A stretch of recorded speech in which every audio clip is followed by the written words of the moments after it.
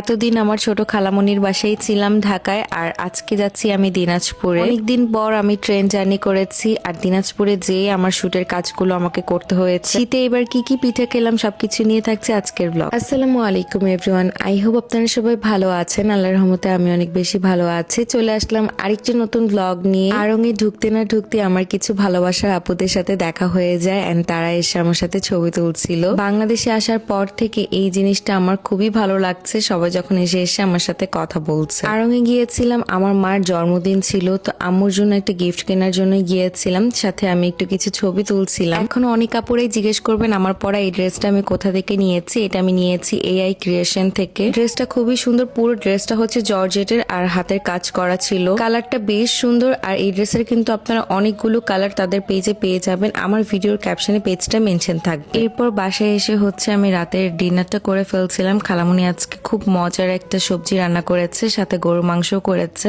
আমি আর আমার ছোট ভাই একসাথে হচ্ছে ঢাকায় এসেছিলাম, আমার খালামুনির বাসায় উঠেছি। আমি এতদিন খালামুনির বাসায় থেকেছি, আজকে হচ্ছে আমি দিনাজপুরে যাব। আজকে রাতেই হচ্ছে আমার ট্রেন। খালামুনিকে বলছিলাম যে থাকো, কষ্ট পেও না, আমি আবার 2 দিন পর তোমার বাসায় চলে আসবো। কমলাপুর ট্রেন স্টেশনে আসার পরপরই এক আপু আমাকে চিনে যায়, দেন আপু আমার সাথে ছবি তুলতে এসেছে। একটা আপু আমার সাথে কথা বলতে এসেছিল, সে আমাকে এসে বলছিল আপু আমি আপনাকে না আপনার লাগেজ দেখে চিনেছি। আমার এই কথাটা শুনে এতটাই হাসি পেয়েছে যে আমার থেকে আমার লাগেজই হচ্ছে ভাইরাল হয়ে গিয়েছে। তো 2 ভাই বোন মিলে হচ্ছে ট্রেনে উঠে গিয়েছি। অনেক দিন পর আসলে আমি ট্রেন জার্নি করব আজকে। রাত 12টা বাজে আমাদের ট্রেনটা ছেড়েছে। এরপর মাঝ রাস্তায় আমাদের ক্ষুধা লেগে যায়। খালামুনি আবার আমাকে হচ্ছে বিরিয়ানি রান্না করে দিয়েছিল। খেয়ে দিয়ে আমি এক ঘুম দিয়েছি। এক ঘুমে দেখি যে সকাল হয়ে গিয়েছে, আর একটু পরে আমরা ট্রেন থেকে নেমে যাব। অনেক দিন পর এরকম কুয়াশা ভরা একটা সকাল দেখলাম। আমাদের উত্তরবঙ্গে এখন অনেক শীত পড়ে গিয়েছে। দেখেন কুয়াশার জন্য কোনো কিছু দেখাই যাচ্ছে না। আমি যেহেতু ছোট থেকে এখানে বড় হয়েছে, আমার শীত সহ্য করার অভ্যাসটা আছে। বাসায় আসার পর একটা ফ্রেশ ঘুম দিয়েছি। ঘুম থেকে উঠে রেডি হয়ে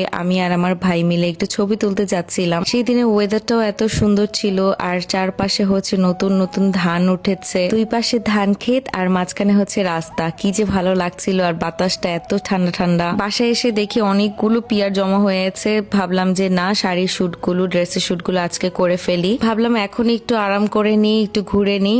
জাপানে গিয়ে আমার আবার সেম রুলস গুলো শুরু হয়ে যাবে। সেতাবগঞ্জে খুবই সুন্দর একটা নার্সারি আছে, এখানে অনেক ফুলের গাছ আছে। ভাবলাম যে সেখানে যেয়ে ছবিগুলো তুলি, তাহলে ভালো হবে। আর চেঞ্জ করার অপশন ছিল। আমি কখনো এক ড্রেস দিয়ে হচ্ছে সারাদিন পার করি না ছবি তুলে, আর যখনই দেখি যে আমার 5-6টা পারফেক্টলি ছবি চলে এসেছে, আমি তারপর আর সেই ড্রেসটা পরে থাকি না। দেন নেক্সট ড্রেস পরে আবার ছবি তুলে স্টার্ট করে দিই। জাপানে তো আমি নিজে ছবি নিজে তুলতাম, বা সীমান্ত আমাকে তুলে দিত। এখানে হচ্ছে আমার ভাই আমাকে ছবি তুলে দেয়। ও খুব সুন্দর ছবি তুলে খুব সুন্দর ভিডিও করে দেয় আমাকে। আমার জীবনে কোনো বড় ভাই বোনের আসলে কোনো আফসোস নেই।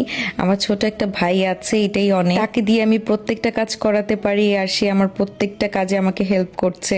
আর যারা একা, যাদের ভাই বোন কেউ নেই, তাদের কষ্টটা আরো অনেক বেশি। 1 ঘন্টার মধ্যে আমি ড্রেসের শুটগুলো করে ফেলেছি, আর এখন দিনটাও অনেক ছোট হয়ে গিয়েছে। এরপর সেতাবগঞ্জ বড় মাঠের সামনে চলে আসি। এসে দেখি যে অনেক মজার মজার পিঠা বানাচ্ছে। এই পিঠাগুলো হচ্ছে শীতের পিঠা। এটা হচ্ছে চিতুয়া পিঠা, আমার অনেক অনেক ফেভারিট। সব থেকে ফেভারিট হচ্ছে আমার ভাকা পিঠা। ছোটবেলায় দেখতাম আমার দাদি হচ্ছে এই পিঠাগুলো বানাতো, অনেক অনেক পিঠা বানাতো আমার দাদি। এখন আসলে কেউই পিঠা বানাতে চায় না, সবাই হচ্ছে বাইরে থেকে কিনে এনেই খায়। পিঠার দোকানটা আমার অনেক অনেক ফেভারিট, কারণ ওনার পিঠাগুলো অনেক সুন্দর হয়, আর প্লাস মজাও হয়। চিতুয়া পিঠার সাথে তারা 3 রকমের ভর্তা দেয়, একটা সরিষা ভর্তা, একটা ধনিয়া ভর্তা, আর একটা হচ্ছে শুটকির ভর্তার সাথে গুড়ও দেয়, যারা গুড় দিয়ে খেতে পছন্দ করে। আমি প্যাকেট করে হচ্ছে বাসায় নিয়ে এসেছিলাম। আম্মু, আমি, আমার ভাই 3 জনে মিলে খেয়েছি। আমার আজকের এই ছোট্ট ব্লগটি এখানে শেষ করছি। সবাই ভালো থাকবেন, সুস্থ থাকবেন। আল্লাহ হাফিজ। দেখা হচ্ছে নেক্সট কোনো ব্লগে। আর অবশ্যই আমার পেজে লাইক এন্ড ফলো করতে কিন্তু একদমই ভুলবেন না।